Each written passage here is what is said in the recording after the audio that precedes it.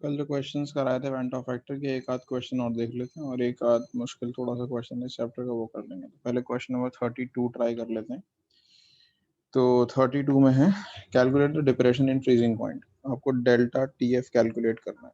Question 32 delta, examples नहीं कराऊंगा मैं, एग्जाम्पल्स आप खुद ट्राई करना है इस चैप्टर के।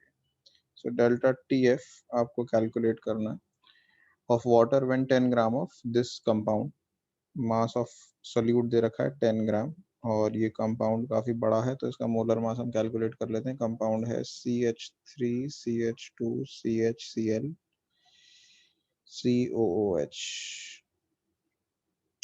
तो कंपाउंड में कितने कार्बन है? 1 2 3 4 कार्बन है। तो मोलर मास निकालेंगे तो 4 कार्बन के लिए मोलर मास 48 प्लस एक क्लोरीन है तो 35.5 क्लोरीन हो गया। ऑक्सीजन कितने हैं? ऑक्सीजन 2 हैं तो 32 ऑक्सीजन के लिए हो गया, और हाइड्रोजन है इन टोटल 6 और 7, 7 हाइड्रोजन है प्लस 7 ये आ गया। ठीक है, तो ये मोलर मास कितना आएगा?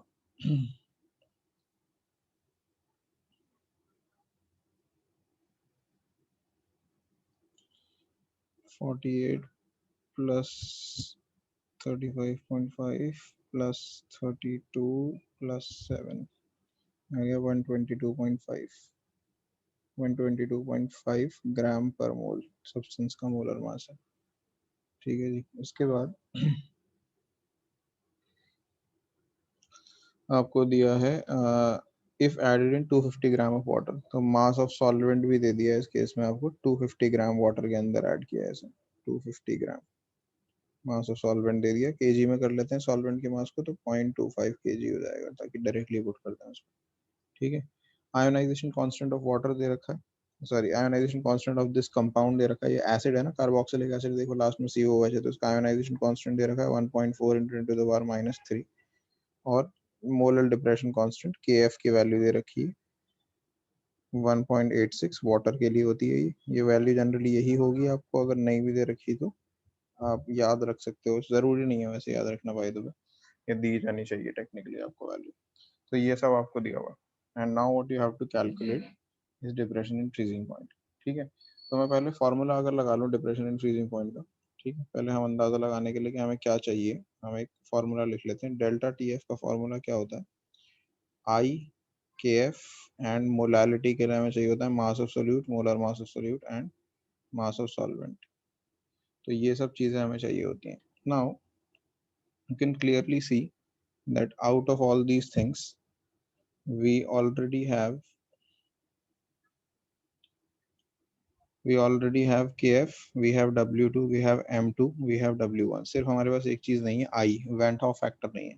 तो वेंट हॉफ फैक्टर निकालने के लिए हमको, क्योंकि ये वीक एसिड है, कंप्लीटली डिसोसिएट नहीं होगा, और इसका आयोनाइजेशन कांस्टेंट हमें Ka दे रखा है, तो हमें अल्फा की ज़रूरत है सबसे पहले।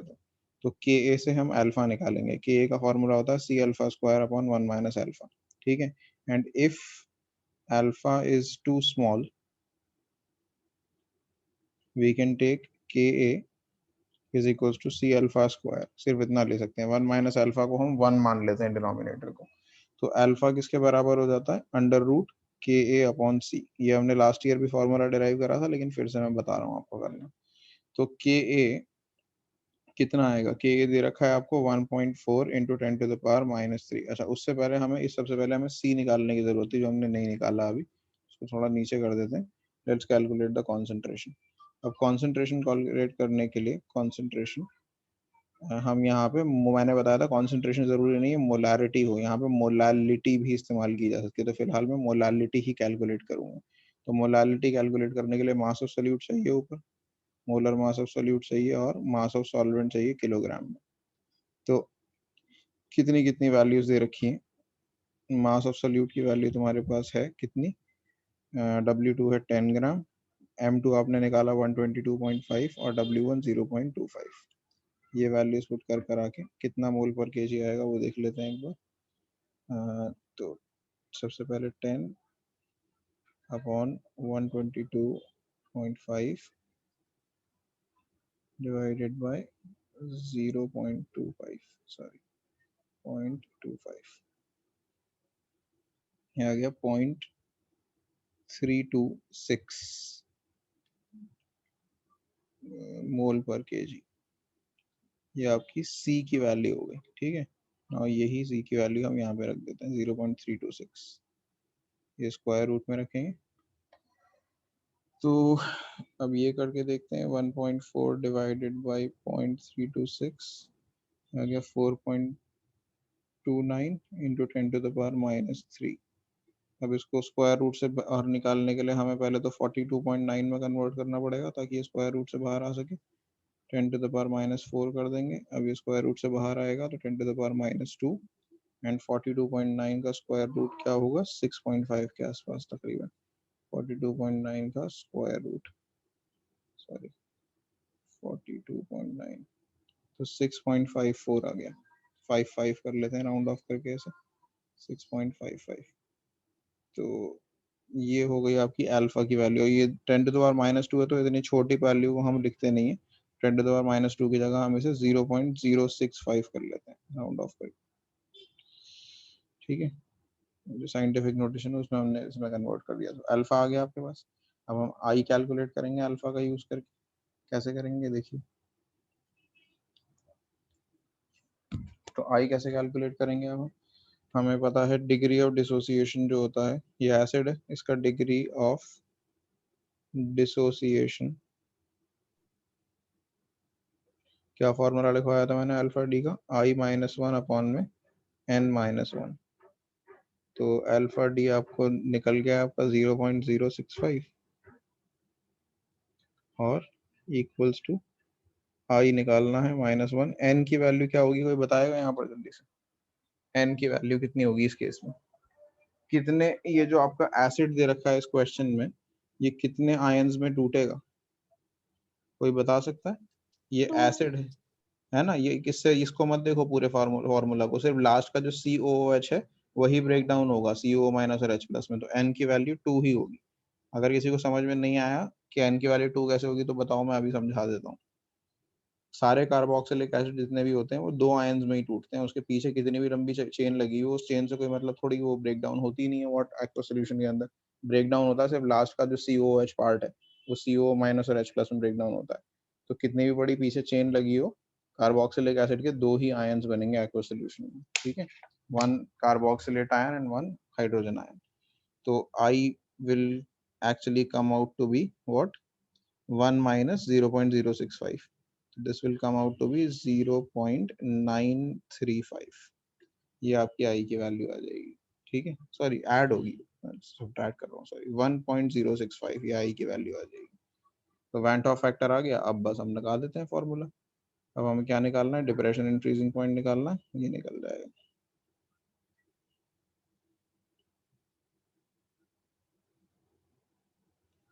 डिप्रेशन इन फ्रीजिंग पॉइंट निकालने के लिए हमें डेल्टा TF निकालना है, फॉर्मूला है IKF इंटू मोलालिटी। अब मैं मोलालिटी अलग से दोबारा कैलकुलेट नहीं करूंगा, देखो मैंने ऊपर C कैलकुलेट किया ही था तो वही C मैं यहाँ पुट कर देता हूँ।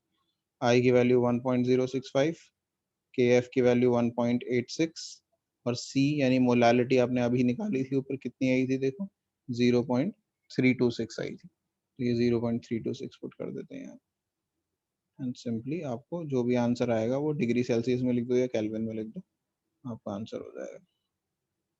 तो ये कितना आ रहा है, 1.065 इंटू 1.86 इंटू 0.326, तो ये आपका 0.645 केल्विन आ रहा है, या डिग्री सेल्सियस, कुछ भी लिख लीजिए क्योंकि ये चेंज है, change will be the same in degree Celsius और केल्विन।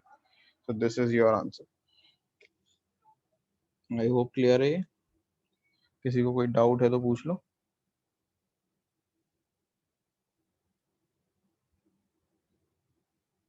अब एक क्वेश्चन और देखो, ये इंटरेस्टिंग अच्छा क्वेश्चन है और ये आ चुका है एग्जाम में। इसमें ना एक थोड़ी सी मैथमेटिकल ट्रिक लगती है बस, और ना ये क्वेश्चन बहुत सिंपल है।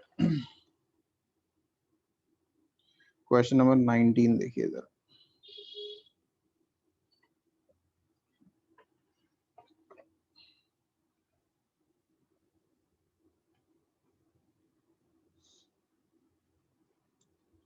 NCERT exercise का question number 19. So a solution containing 30 gram of non-volatile solute exactly in 90 gram of water has a vapor pressure of 2.8 kilopascal. तो एक solution है, ठीक है, जिसमें 30 ग्राम नॉन वोलेटाइल सोल्यूट है, तो मास ऑफ सोल्यूट 30 ग्राम है और उसे 90 ग्राम वाटर में डिसॉल्व किया हुआ है, तो मास ऑफ सॉल्वेंट 90 ग्राम है, ठीक है। और उसका वेपर प्रेशर, उस सोल्यूशन का वेपर प्रेशर यानी P1 लेंगे वेपर प्रेशर को, और अगर सॉल्वेंट का होता है प्योर तो P1 नॉट लेते हैं, तो वो P1 है 2.8 किलो पास्कल। कन्वर्ट करने की जरूरत नहीं किलो पास्कल को, एज लॉन्ग एज सारे यूनिट्स किलो पास्कल में हो, ठीक है। सिर्फ ऑस्मोटिक प्रेशर के केस में आप यूनिट्स को कन्वर्ट करते हो, बाकी किसी केसेस के अंदर if the all the units are in same, I mean all the units are of same type, then you don't need to convert. Now what else is there in this question? उसके आगे बोला है further 18 gram of water is then added. अगर इसी के अंदर हम 18 gram water add कर देते हैं तो जो न्यू वेपर प्रेशर है वो 2.9 किलो पास्कल हो जाता है, ठीक है। तो इसको हम ना केस 1 केस 2 करके पढ़ लेते हैं, ऐसे ज्यादा अच्छे से हो पाएगा ये। तो अभी इसको बना लेते हैं हम केस 1, इस कंडीशन को, कि जब 30 ग्राम सॉल्वेंट सोल्यूट था और 90 ग्राम वाटर था, तो वेपर प्रेशर जो था वो 2.8 किलो पास्कल था। लेट्स कॉल इट केस 1, ठीक है। केस 2 हमने 18 ग्राम ऑफ वाटर और डाल दिया, सिर्फ सॉल्वेंट बढ़ाया हमने, ठीक है, सोल्यूट को एज इट इज रहने दिया। केस 2 में हमारा W2 30 ग्राम ही है, जो W1 है उसमें 18 ग्राम पानी बढ़ा दिया, तो W1 90 प्लस 18 दैट इज 108 ग्राम हो गया, ठीक है। तो प्रेशर कितना हो गया, P1 कितना हो गया, P1 हो गया आपका 2.9 किलो पास्कल हो गया, ठीक है। तो इन दोनों केसेस को आपको यूज करके बताना है molar mass of solute. Question है आपसे कि बताओ भाई मोलर मास ऑफ सोल्यूट कितना होगा। दूसरी चीज ये भी बतानी है वेपर प्रेशर ऑफ वाटर कितना होगा, ठीक है। प्योर वाटर का वेपर प्रेशर बताना है, यानी P1 नॉट भी निकालना है आपको। तो ये क्वेश्चन है, ठीक है। अब केस 1 केस 2 का इस्तेमाल करके हम दो इक्वेशंस बनाते हैं। कैसे बनाएंगे देखिए जरा, ये दो इक्वेशंस।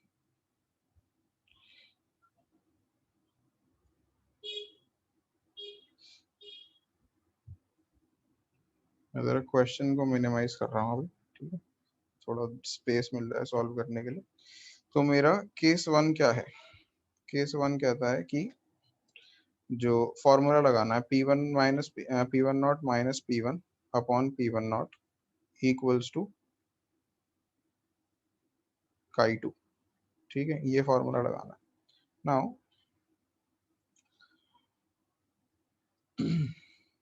केस 1 के अंदर P1 नॉट मुझे नहीं पता ऑब्वियसली, P1 मुझे दे रखा है सोल्यूशन का 2.8 किलो पास्कल, P1 नॉट नहीं पता, उसे एज इट इज रखता हूँ, इक्वल्स टू Chi2। Chi2 क्या होता है, मास of solute upon molar mass of solute. तो मास ऑफ सोल्यूट मुझे दे रखा है 30 ग्राम, मोलर मास ऑफ सोल्यूट मुझे नहीं पता M2 कितना होता है, वही कैलकुलेट करना है। फिर 30 अपॉन M2 एक और बार लिख देता हूँ, प्लस 90 अपॉन वाटर तो पता है ना 18 होता है, तो 18 5 सा 90 है, 5 आ जाएगा। राइट हैंड साइड को मैं सॉल्व करूँ अगर, तो 30 by M2 is equals to 30 by M2 plus 5। this side will remain the same, 2.8 divided by P1 not, ठीक है जी। अब थोड़ा सा और सॉल्व करते हैं राइट हैंड साइड को। ये डिनोमिनेटर में 5 है, ये क्या बन जाएगा, 30 by M2 divided by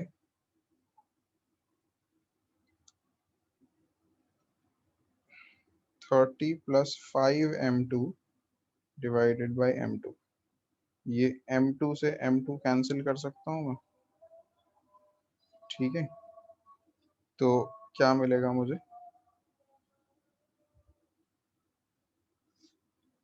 P1 not minus 2.8 by P1 not, right hand side पे मिल जाएगा 30 डिवाइडेड बाई 30 प्लस 5 M2, ठीक है जी। ये सिचुएशन बन गई, P1 not minus 2.8 divided by P1 not.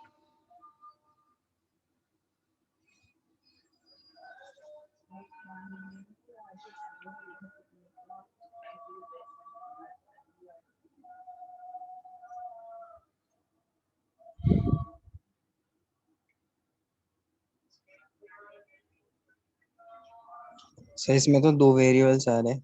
हाँ वही वही बता रहा हूँ, देखो कैसे सॉल्व करेंगे, इसीलिए तो ये क्वेश्चन थोड़ा सा मुश्किल है, थोड़ी सी मैथमेटिकल ट्रिक्स लगती हैं इसके अंदर। ठीक है, कैसे करेंगे मैं बताता हूँ।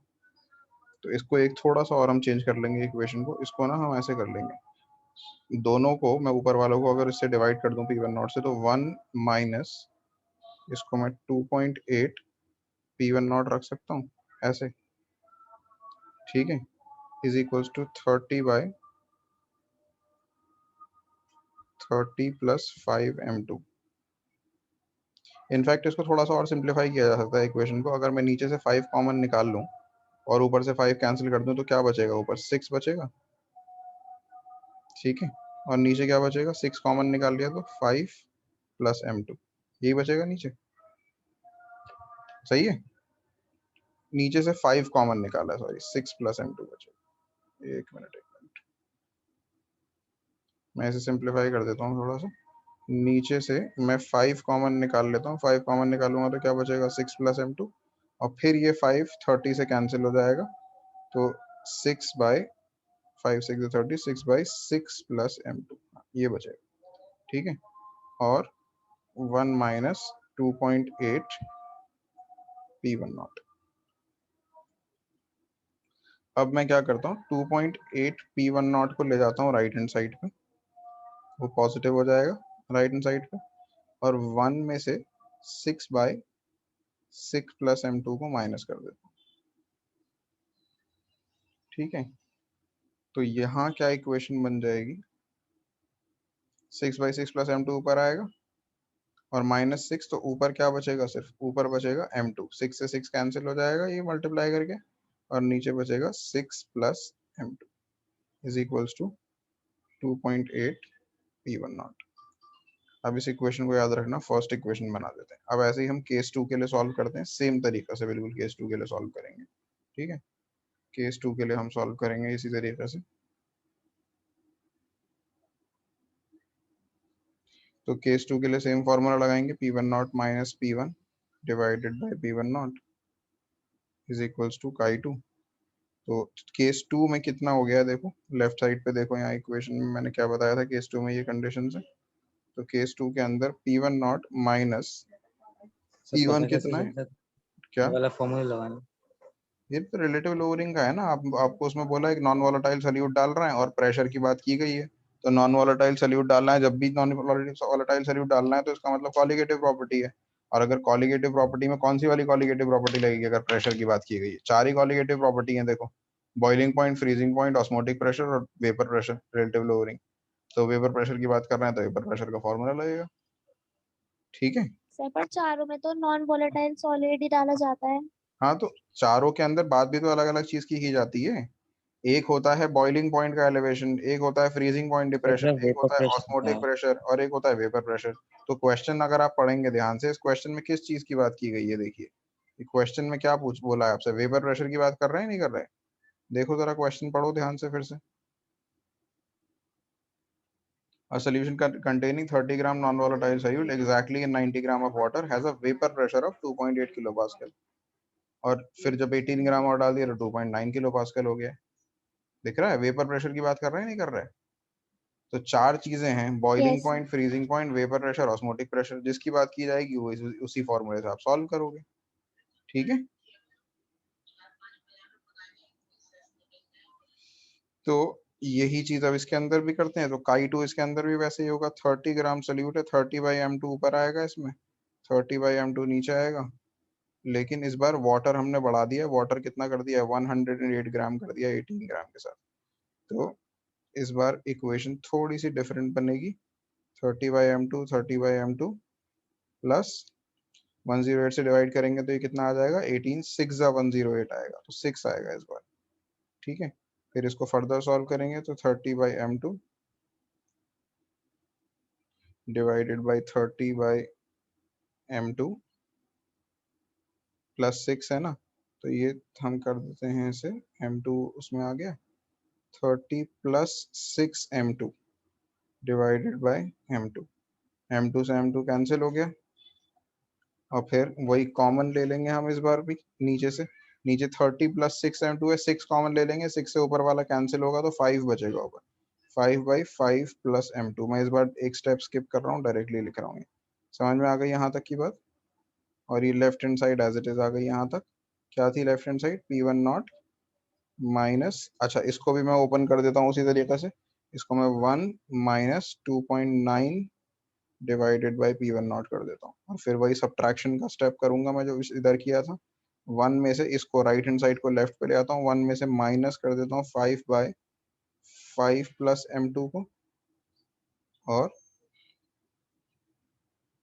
Equals to 2.9 divided by P1 not को राइट हैंड साइड पे ले आते हैं। ठीक है, तो ये सब्ट्रैक्ट करने के बाद क्या बचेगा? ऊपर बचेगा m2, नीचे बचेगा 5 + m2 और राइट हैंड साइड पे बचेगा 2.9 P1 नॉट। इसको बना दिया हमने इक्वेशन 2। तो आपने जो कहा था कि हमारी इक्वेशन में भाई 2 वेरिएबल्स हैं, कैसे सॉल्व होगी? तो हो गई, देखो सॉल्व आपकी इक्वेशन। आप इक्वेशन 1 को इक्वेशन 2 से डिवाइड कर दो। तो अब लगाओ आप डिवाइड, इक्वेशन 2 ले लेते हैं ऊपर, इक्वेशन 2 बाय इक्वेशन 1। तो राइट हैंड साइड पे देखो दोनों इक्वेशन में P1 नॉट है, वो एक दूसरे से कैंसिल हो जाएंगे। तो इक्वेशन 2 जो है उसका राइट हैंड साइड है m2 बाय 5 + m2। इक्वेशन 1 का लेफ्ट हैंड साइड पे है m2 बाय 6 + m2, 6 + m2। ठीक है, फिर राइट हैंड साइड पे दोनों के क्या है? इसमें है 2.9 बाय P1 नॉट इक्वेशन 2 में और इसमें है 2.8 बाय P1 नॉट। ठीक है, तो ये कैंसिल हो जाएगा ऑब्वियसली, P1 नॉट से P1 नॉट, P1 नॉट से P1 नॉट कैंसिल हो जाएगा और आपकी ये इक्वेशन क्या बन जाएगी? इक्वेशन बन जाएगी। और इसमें भी m2 से देखो m2 कैंसिल हो रहा है, इसमें m2 से m2 कैंसिल हो रहा है, इसमें P1 नॉट से P1 नॉट कैंसिल हो रहा है। इसके अंदर रिवर्स हो जाएगी इक्वेशन, तो 6 + m2 ऊपर आ जाएगा क्योंकि ये डिनोमिनेटर में था और 5 + m2 नीचे आ जाएगा। यहाँ पे एज इट इज रहेगी क्योंकि डिनोमिनेटर्स कैंसिल हुए। 2.9 बाय 2.8। अब आप m2 कैलकुलेट कर सकते हो, इससे क्रॉस मल्टीप्लाई करिए।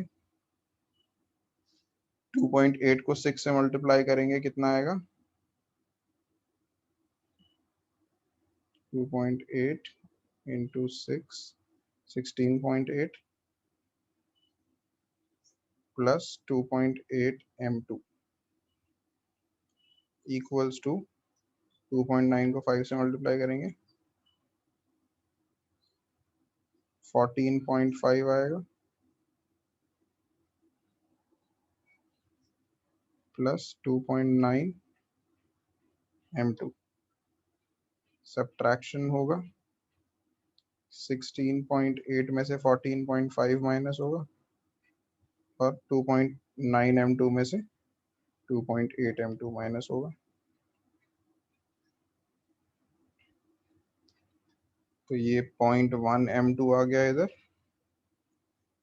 और ये कितना आ गया? 2 आ गया इधर। तो m2 की वैल्यू कितनी आई? 20। ठीक है, मोलर मास ऑफ सोल्यूट आपका 20 ग्राम पर मोल आ गया। सही है, कोई गलती तो नहीं हुई है इसके अंदर?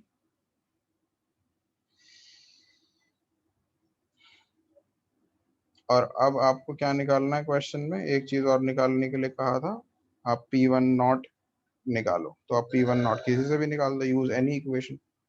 तो यूजिंग फॉर एग्जांपल इक्वेशन 1। तो इक्वेशन 1 जो हमने बनाई थी वो क्या थी? m2 divided by sir 6 m2 plus 23 आएगा। 23 आएगा। कैसे? सर 14.5 माइनस करना है। अच्छा हाँ, सॉरी सॉरी, राइट, मैंने 14.8 लिख दिया गलती से उसमें। हाँ, तो ये कितना आ रहा है? ये 2.3 आ रहा है और फिर 23 हो जाएगा। राइट, ठीक है, थैंक यू। हाँ, तो अब हम इक्वेशन 1 का इस्तेमाल करेंगे, m2/6/m2 कोई सी भी इक्वेशन यूज कर सकते हैं हम, यूजिंग इक्वेशन 1 और 2, anything you want to use, p1 not निकालने के लिए, 2.8/p1 नॉट। तो m2 की वैल्यू कितनी निकाली है आपने, 23 divided by 6 plus 23 is equals to 2.8/p1 not. ठीक है, तो p1 नॉट कितना आ जाएगा, 23, 6 प्लस 23 हो गया 29, इसे क्रॉस मल्टीप्लाई कर देते हैं, 2.8 इंटू 29 डिवाइडेड बाय 23, कितना हो जाएगा ये, 29 इंटू 2.8 डिवाइडेड बाय 23, 3.5 आ जाएगा। तो P1 नॉट की वैल्यू 3.53 किलो पास्कल होगी। ठीक है, क्योंकि बाकी सारे किलो पास्कल में थे तो ये भी किलो पास्कल में आएगा। तो it's a slightly longer question, 3 marks में आता है कम से कम अगर ये आया तो, लेकिन ये थोड़ी बस मैथमेटिकल ट्रिक लगती है इसके अंदर, क्योंकि अगर आप ऐसे ही सॉल्व करोगे, देखो मैथमेटिकल ट्रिक कहाँ पर लग रही है मेनली इसमें, ज़्यादा कुछ नहीं है। मैथमेटिकल ट्रिक कहाँ लग रही है, बस यहाँ पे, ये जो एरिया है ना जहाँ पे आपको ये इक्वेशन 1 और इक्वेशन 2 बनानी थी, सिर्फ यहाँ पर आपको मैथमेटिकल ट्रिक भी क्या है, बस आपको थोड़ा सा रीअरेंज इस तरीके से करना है इक्वेशन को, जब हम 1 और 2 इक्वेशंस को डिवाइड करें तो ये एक दूसरे से कैंसिल हो जाए। ठीक है, तो ये था क्वेश्चन, बस इतना ही है। और इस चैप्टर में कोई भी डाउट्स होंगे तो मुझसे पूछ लेना आगे की क्लासेस के अंदर।